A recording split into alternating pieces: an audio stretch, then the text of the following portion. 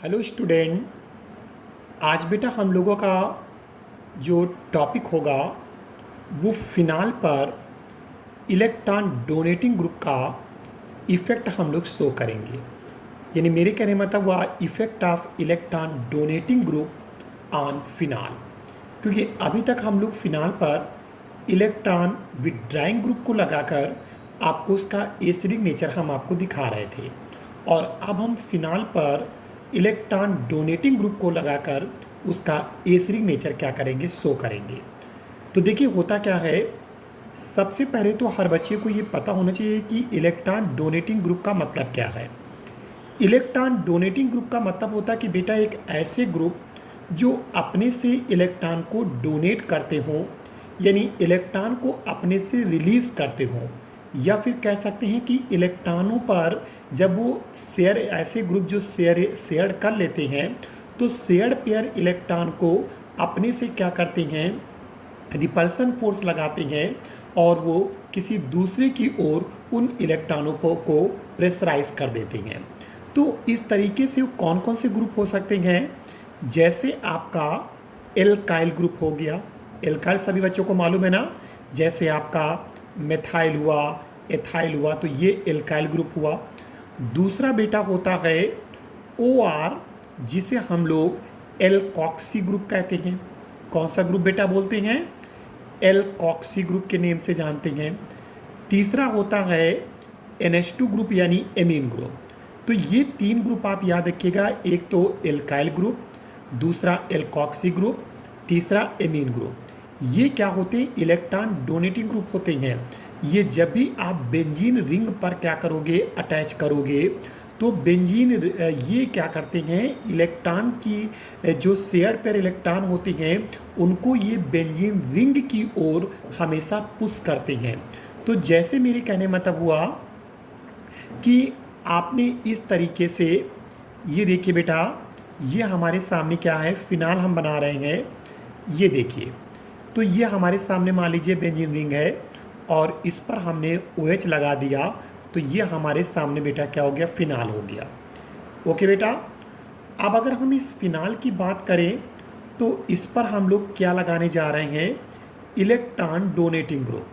तो अगर हम इस पर इलेक्ट्रॉन कोई भी डोनेटिंग ग्रुप अगर हम इस पर लगा देते हैं, ध्यान से सभी बच्चे समझिए कि अगर हम इस फिनाल के बेंजीन रिंग पर इलेक्ट्रॉन डोनेटिंग ग्रुप लगाएंगे तो ये इलेक्ट्रॉन डोनेटिंग ग्रुप क्या करेगा, इलेक्ट्रॉन को बेंजीन रिंग की तरफ क्या करेगा, पुश करेगा।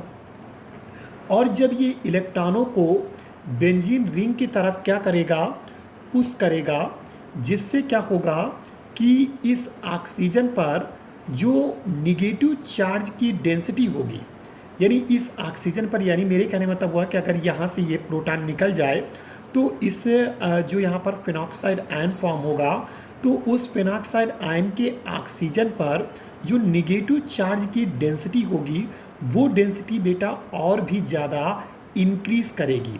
और जब डेंसिटी और भी ज़्यादा इंक्रीज़ करेगी तो उस कंडीशन में, यानी मेरे कहने मतलब है कि अगर हम इसको इस तरीके से हम इसको शो कर दें कि ये हमारे सामने क्या है, ये बेंजीन बना दिया हमने और इस पर ऑक्सीजन पर माइनस का चार्ज लगा दिया, ठीक है बेटा, और यहाँ पर लगा दिया H+ साइन। ये आपको हम ये शो कर रहे हैं कि इस फिनाल ने इस प्रोटॉन को डोनेट करके फिनॉक्साइड फॉर्म में आ गया। और यहाँ पर हमने लोगों ने क्या लगा रखा है, इलेक्ट्रॉन डोनेटिंग ग्रुप को लगा रखा है। ध्यान समझिएगा सभी लोग। तो इलेक्ट्रॉन डोनेटिंग ग्रुप आप जब लगाएंगे तो ये इलेक्ट्रॉन डोनेटिंग ग्रुप इलेक्ट्रॉन को पुश करेगा किधर की तरफ, बेंजीन की रिंग की तरफ। जब वो बेंजीन में पुश करेगा तो फिर वो इलेक्ट्रॉन के ऑक्सीजन जो होगा वो उन इलेक्ट्रॉनों को अपनी ओर क्या करेगा, अट्रैक्ट करेगा, जिससे इस ऑक्सीजन पर निगेटिव चार्ज की जो डेंसिटी है वो और बढ़ जाएगी। और जब डेंसिटी बढ़ जाएगी तो इसके अंदर, इस फिनॉक्साइड आयन के अंदर प्रोटॉन को अपनी ओर एक्सेप्ट करने की टेंडेंसी भी बढ़ जाएगी। यानी मेरे कहने मतलब हुआ कि जो फिनाक्स आयन की स्टेबिलिटी है वो कम हो जाएगी, क्योंकि जब निगेटिव चार्ज ऑक्सीजन पर निगेटिव चार्ज की डेंसिटी बढ़ेगी तो उसके अंदर ये समझिए कि प्रोटॉन को एक्सेप्ट करने की एबिलिटी बढ़ेगी। तो क्या फिनाक्साइड आयन में रह पाएगा? नहीं, ये दोबारा क्या होगा, इस तरीके से ये फिनाल में वापस आ जाएगा। और जब फिनाल में वापस आ जाएगा तो फिनाल का फिर इस तरह से प्रोटॉन का त्यागना बेकार हो जाएगा, क्योंकि जो उसने प्रोटॉन डोनेट किए थे उस फिनाक्साइड ने फिर से उसको एक्सेप्ट करके फिर से उसको फिनाल में कन्वर्ट कर देगा, जिससे आपके फिनाक्साइड आयन जो होगा वो बहुत ही कम स्टेबल रह पाएगा। और वैसी कंडीशन में जब फिनाक्साइड आयन की स्टेबिलिटी कम हो जाएगी तो फिनाल का एसिडिक नेचर भी क्या हो जाएगा, कम हो जाएगा।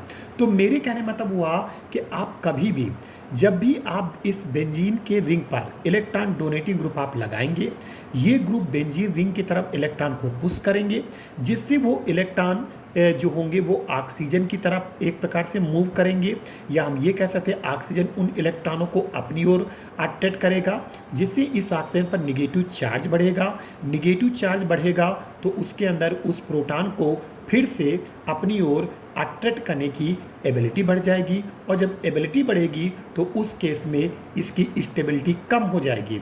यानी फिर अब वो फिनाक्साइड आयन के फॉर्म में नहीं रह पाएगा, वो फिर से उस प्रोटॉन को एक्सेप्ट करके फिनाल में कन्वर्ट करने की कोशिश करेगा, जिससे तुम्हारे फिनाल का एसिडिक नेचर कम हो जाएगा। क्योंकि मैंने आपको पहले ही बता रखा है कि जो फिनाल का एसिडिक नेचर होता है वो फिनाक्साइड आयन की स्टेबिलिटी पर डिपेंड करता है। अगर फिनाक्साइड आयन के फॉर्म में बना रहे तो फिनाल का एसिडिक नेचर अच्छा होगा, और अगर फिनाक्साइड आयन के फॉर्म में नहीं बना रहेगा, वो फिर से उसके अंदर प्रोटॉन को एक्सेप्ट करने की एबिलिटी अगर क्रिएट हो जाती है, वो फिर से फिनाल में कन्वर्ट होना चाहता है, तो ऐसी कंडीशन में फिनाल की एसिडिक नेचर जो होगा वो बेटा कम हो जाएगा। तो सभी बच्चे ध्यान रखें, जब जब आप इलेक्ट्रॉन डोनेटिंग ग्रुप लगाएंगे तो फिनाल का एसिडिक नेचर हमेशा डिक्रीज करेगा, और जब इलेक्ट्रॉन विथड्राइंग ग्रुप लगाएंगे तो एसिडिक नेचर हमेशा इंक्रीज करेगा। तो मेरे कहने का मतलब ये था, electron donating group phenoxide ion की स्टेबिलिटी को डिक्रीज करते हैं, जिससे फिनाल का एसिडिक नेचर भी डिक्रीज हो जाता है। ओके बेटा, तो ये आपको समझ में आ गया होगा कि ये फिनाल का इस तरीके से अगर इलेक्ट्रॉन डोनेटिंग लगाएंगे तो एसिडिक नेचर डिक्रीज करेगा। ओके बेटा, अब देखिए होता क्या है, हम आपको कुछ केस समझाने जा रहे हैं कि हम यहाँ पर एल्काइल ग्रुप लगाकर आपको दिखाएंगे मिथाइल। और याद रखना, जब कभी भी जैसे ये हमारे सामने, मैं यहाँ पर साइड में बना रहा हूँ, जैसे ये हमारे सामने बेंजीन है और बेंजीन पर OH लगा तो आप लोग फिनाल कहते हो, और कहीं पर भी CH3 लगा दो, जैसे हमने पैरा पोजीशन पे CH3 लगा दिया, तो इसे बेटा हम लोग क्रिसॉल कहते हैं। समझ लिए सभी लोगों नेम को, कि अगर बेंजीन पर OH लगा तो फिनाल बोला जाएगा, और उसी OH के साथ कहीं पर भी आर्थो पर, मेटा पर, पैरा पर, कहीं इन तीनों पोजीशन पर अगर आपने CH3 ग्रुप को लगा दिया तो फिर उस कंपाउंड का नेम बेटा क्या होता है, उसे हम लोग क्रिसाल के नेम से हम इसको जानते हैं। तो हम आपको एक आर्थो क्रिसाल, एक मेटा क्रिसाल और एक पैरा क्रिसाल का केस लेकर समझाएंगे कि कौन बेटा ज़्यादा एसिडिक होगा। ठीक है, सबसे पहले तो हम लोग ये समझ लेते हैं कि अगर आपसे कोई कहता है which is more acidic in phenol and cresol, यानी मेरे कहने मतलब हुआ कि फिनाल और क्रिसाल में अगर आपसे कहता है कि कौन ज़्यादा एसिडिक होगा, तो याद रखना फिनाल ज़्यादा एसिडिक होगा। आप समझ गए होंगे, क्योंकि फिनाल में जो फिनाक्साइड आयन होगा वो ज़्यादा स्टेबल होगा, किसके कंपेयर में, क्रिसाल के कंपेयर में। क्योंकि क्रिसाल के केस में आपने क्या लगा रखा, CH3 जो इलेक्ट्रॉन डोनेटिंग ग्रुप है। अगर ये इलेक्ट्रॉन डोनेट करेगा तो बेंजीन रिंग पर इलेक्ट्रॉन की डेंसिटी बढ़ेगी, जिससे फिनाक्साइड आयन के ऑक्सीजन पर निगेटिव चार्ज बढ़ेगा, क्योंकि ऑक्सीजन उन इलेक्ट्रॉनों को अपनी ओर अट्रैक्ट करेगा। तो जब निगेटिव चार्ज बढ़ेगा तो ऑटोमेटिकली उसके अंदर प्रोटॉन को अपनी ओर एक्सेप्ट करने की एबिलिटी बढ़ जाएगी, और जिससे फिनाक्साइड आयन इसका लेस स्टेबल हो जाएगा। और अगर फिनाक्साइड आयन लेस स्टेबल हो गया तो फिनाल का एसिडिक नेचर भी कम हो जाएगा। तो हम लोग ये कह सकते हैं कि फिनाल ज़्यादा एसिडिक होगा एज कंपेयर टू क्रिसाल, क्योंकि क्रिसाल में हम लोगों ने इलेक्ट्रॉन डोनेटिंग ग्रुप लगा रखा है जो फिनाक्साइड आयन की स्टेबिलिटी को कम कर देगा और इस पर्पज से आपका क्रिसाल कम एसिडिक होगा और फिनाल जो होगा वो ज़्यादा एसिडिक होगा। तो एक चीज़ तो ये याद रखना। दूसरी चीज़, अगर हम आर्थो, मेटा और पैरा क्रिस्टल की बात करें कि इन तीनों में कौन ज़्यादा एसिडिक होगा, तो बहुत ही ध्यान से बेटा समझिएगा कि अगर हम आर्थो, मेटा और पैरा क्रिस्टल की बात करते हैं तो देखिए, सबसे पहले तो हम लोगों को ये समझ लेना चाहिए कि हम आपको एक टॉपिक समझाते हैं। एक सेकेंड बेटा, देखिए यहाँ पर सबसे पहले आप इस टॉपिक को समझिए। देखिए, हमने आपसे कहा था रेजोनेंस से ही आपको हर चीज़ समझ में आएगी। देखिए बेटा, देखिए जब आप लोगों ने रेजोनेंस कराया था तो रेजोनेंस के केस में क्या आपने देखा था कि जो इलेक्ट्रॉन की जब रेजोनेंस होता है तो इलेक्ट्रॉन की जो डेंसिटी आती है वो सिर्फ बेटा आर्थो पे आती है, पैरा पे आती है।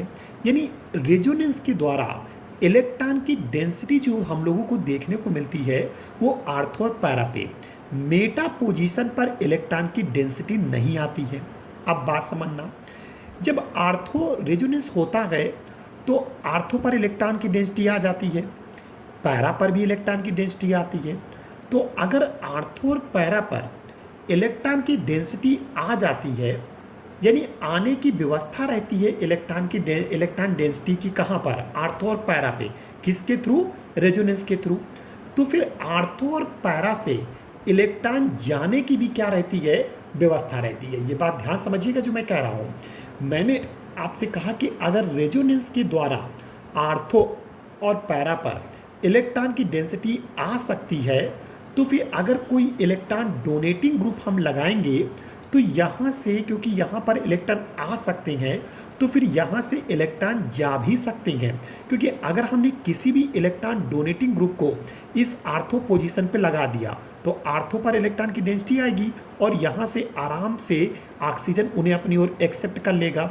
इसी तरह पैरा पोजीशन पे लगाओगे तो पैरा पोजीशन पर भी इलेक्ट्रॉन, जब वो इलेक्ट्रॉन डोनेटिंग ग्रुप वाला इलेक्ट्रॉन पुश करेगा तो पैरा पोजीशन पर इलेक्ट्रॉन की डेंसिटी आएगी और फिर यहाँ से वो आराम से इस ऑक्सीजन पर इलेक्ट्रॉन की डेंसिटी आराम से जा सकती है। यानी इस ऑक्सीजन पर निगेटिव चार्ज जो होगा वो आपका इंक्रीज करेगा। तो मेरे कहने मतलब हुआ कि जो तुम्हारे इलेक्ट्रॉन डोनेटिंग ग्रुप का इफेक्ट होता है वो आर्थो और पैरा पोजीशन पर ज़्यादा होगा। किसके कंपेयर में? मेटा। क्योंकि मेटा पोजीशन पर रेजोनेंस के थ्रू ना इलेक्ट्रॉन डेंसिटी आती है ना इसके थ्रू इलेक्ट्रॉन डेंसिटी जा सकती है। तो उस कंडीशन में ये देखा गया कि आर्थो और पैरा पोजीशन पर इलेक्ट्रॉन डोनेटिंग ग्रुप का इफेक्ट ज़्यादा होता है। किसके कंपेयर में? मेटा के कंपेयर में। तो अगर हम लोग CH3 ग्रुप को यहाँ पर लगाएंगे, देखिए जरा बोर्ड पे बेटा, सभी लोग इधर कॉपी पे देखे ध्यान से मैं क्या कह रहा हूँ कि अगर हम लोग CH3 ग्रुप को कहाँ लगाते हैं? आर्थो और पैरा पोजीशन पे। तो आर्थो पैरा पोजीशन में CH3 लगाओ तो CH3 क्या करेगा? इस पैरा पोजीशन पर इलेक्ट्रॉन को क्या करेगा? पुश करेगा। और जब इलेक्ट्रॉन को पुश करेगा तो वो रेजोनेंस के थ्रू कहाँ चले जा सकते हैं? इलेक्ट्रॉन ऑक्सीजन की ओर चले जाएंगे और जिससे ऑक्सीजन पर निगेटिव चार्ज बढ़ेगा और फिनॉक्साइड आयन की स्टेबिलिटी कम हो जाएगी और जिससे एसिडिक नेचर भी कम हो जाएगा। इसका मतलब हुआ कि आर्थो और पैरा पर जो इलेक्ट्रॉन डोनेटिंग ग्रुप का इफेक्ट होता है वो ज़्यादा होता है as compare to meta position पर। और याद रखिए, जहाँ पर इलेक्ट्रॉन डोनेटिंग ग्रुप का इफेक्ट कम होगा, जहाँ पर इलेक्ट्रॉन डोनेटिंग ग्रुप का इफेक्ट मैंने क्या कहा? कम होगा। जैसे मेटा पोजीशन पर क्या होगा? कम होगा। क्यों कम होगा? क्योंकि मेटा पोजीशन पर इलेक्ट्रॉन देगा लेकिन रेजोनेंस के थ्रू वो इलेक्ट्रॉन जा नहीं पाएंगे। कहाँ पर? ऑक्सीजन पर। तो मेटा पोजीशन पर अगर इफेक्ट कम होगा तो फिनॉक्साइड आयन की स्टेबिलिटी वहाँ पर ज़्यादा होगी। क्योंकि वहाँ पर अगर स्टेबिलिटी ज़्यादा होगी तो उस कंडीशन में हमारे फिनॉक्साइड आयन जो क्रिस्टल की अगर हम बात करेंगे मेटा वाले की तो वो ज़्यादा एसिडिक होगा। तो यहाँ पर अगर हम बनाते हैं किसको, जैसे ये हमारे सामने बेटा क्या है? बेंजीन है। और इस बेंजीन पर अगर हम OH लगाते हैं और यहाँ पर क्या लगाते हैं? मेटा पर। तो देखिए CH3 क्या करेगा?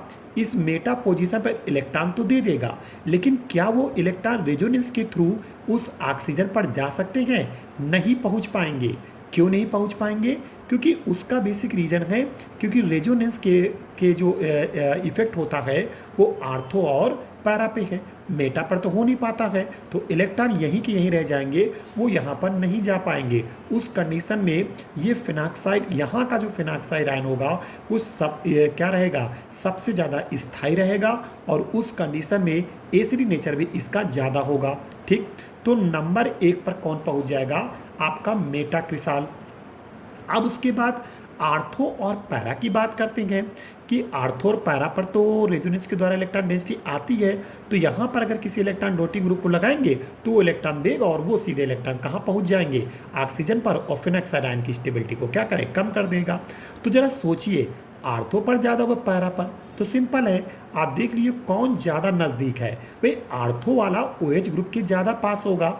जब आर्थो वाला OH ग्रुप के ज़्यादा पास होगा तो वो बहुत जल्दी इलेक्ट्रॉनों को किस पर भाई जो जितना नियरेस्ट होगा उतनी जल्दी ऑक्सीजन पर इलेक्ट्रॉन की डेंसिटी को क्या करेगा, बढ़ाएगा, और इलेक्ट्रॉन की डेंसिटी बढ़ेगी तो फिनाक्साइड आयन की स्टेबिलिटी घटेगी। तो उस कंडीशन में आर्थो जो क्रिसाल होगा उसका जो फिनाक्साइड आयन होगा वो सबसे वीक होगा, या कैसे उसकी स्टेबिलिटी जो होगी वो सबसे कम होगी, और जब स्टेबिलिटी सबसे कम होगी तो उसका एसिडिक नेचर भी सबसे कम होगा।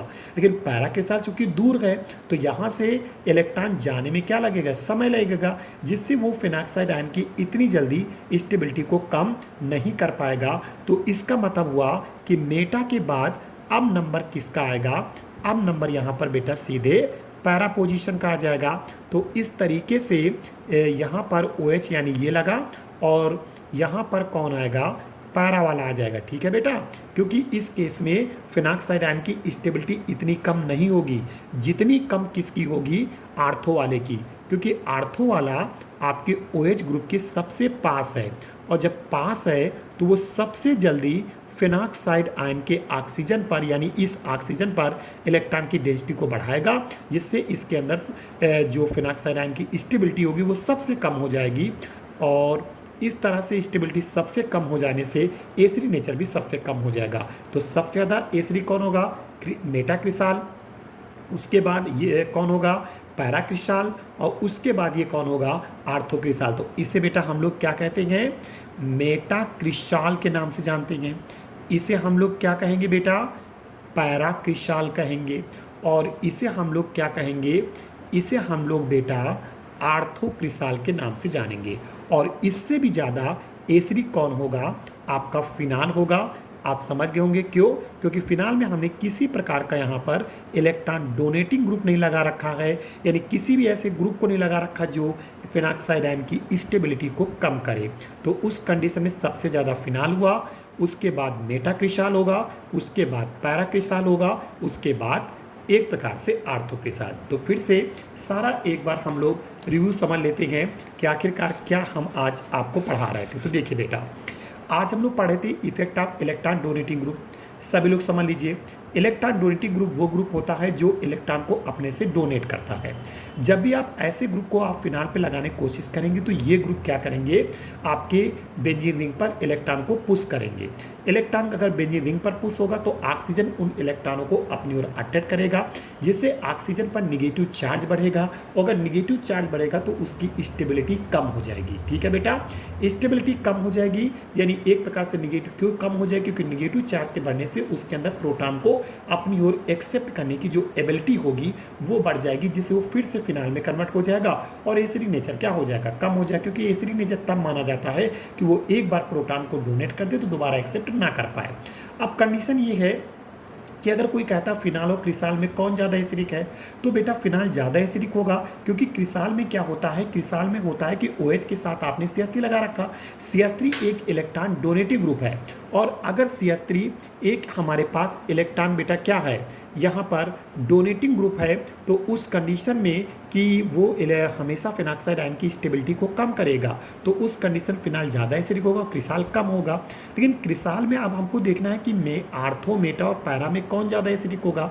तो मैंने आपसे बताया कि रेजोनेंस जब आप कराते हो तो इलेक्ट्रॉन की डेंसिटी कहाँ आती है, आर्थो पे आती, पैरा पे आती। तो आर्थो पैरा पर अगर इलेक्ट्रॉन आ सकती हैं तो यहाँ से इलेक्ट्रॉन जा भी तो सकते हैं। तो अगर आपने किसी भी इलेक्ट्रॉन डोनेटिंग ग्रुप को आर्थो पैरा पोजीशन पे लगाया तो वो electron donating group ortho para position पर इलेक्ट्रॉन को पुश करेगा और वो इलेक्ट्रॉन उस रेजोनेंस से कहाँ चले जाएंगे, उस ऑक्सीजन पर चले जाएंगे, जिससे ऑक्सीजन पर नेगेटिव चार्ज बढ़ेगा और फिनॉक्साइड आयन की स्टेबिलिटी कम हो जाएगी।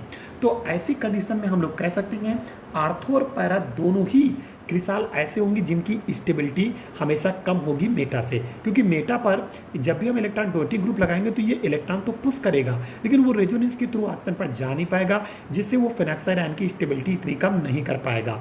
तो ऐसी कंडीशन में मेटा वाला ज़्यादा एसिडिक होगा तुम्हारे आर्थो पैरा से। अब आर्थो पैरा में कौन ज़्यादा एसिडिक होगा, तो आपको मालूम कि जो जितना नज़दीक होगा वो उतना ज़्यादा इफेक्ट शो करेगा। तो आर्थो वाला ज़्यादा पास होता है किसके, OH के, तो वो बहुत जल्दी से ऑक्सीजन पर इलेक्ट्रॉन की डेंसिटी को बढ़ा देगा, जिससे इस केस में फिनॉक्साइड आयन की स्टेबिलिटी सबसे कम होगी। और जब फिनॉक्साइड आयन की स्टेबिलिटी कम हो जाएगी तो फिनाल का एसिडिक नेचर भी कम हो जाएगा। तो ऐसी कंडीशन में आर्थो क्रिस्टल का जो एसिडिक नेचर होगा वो सबसे कम होगा, इससे ज़्यादा पैरा, क्योंकि पैरा वाला दूर गए। पैरा वाले केस में जो इलेक्ट्रॉन डोनेटिंग ग्रुप है मिथाइल वो दूर गए, जिससे वो इलेक्ट्रॉन की डेंसिटी को इतनी जल्दी नहीं बढ़ा पाएगा और उस कंडीशन में यहाँ का फिनॉक्साइड आयन की जो स्टेबिलिटी होगी वो आर्थो के कंपेयर में ज़्यादा होगी। तो आर्थो वाला आपका ज़्यादा एसिडिक होगा, पैरा वाला ज़्यादा एसिडिक होगा किससे, आर्थो से। तो नंबर 1 पर फिनाल, नंबर 2 पे आपका मेटा क्रिस्टल, नंबर 3 पर पैरा क्रिस्टल और नंबर 4 पर आर्थो क्रिस्टल। तो ये था इलेक्ट्रॉन डोनेटिंग इफेक्ट जो बहुत बेटा बोर्ड में पूछा जाता है। तो effect of electron donating group on phenol, ये केस बहुत ही इंपॉर्टेंट है और आपसे कई बार बोर्ड में पूछा जाएगा। ठीक है बेटा, okay, thank you very much watching for this video. Okay बेटा।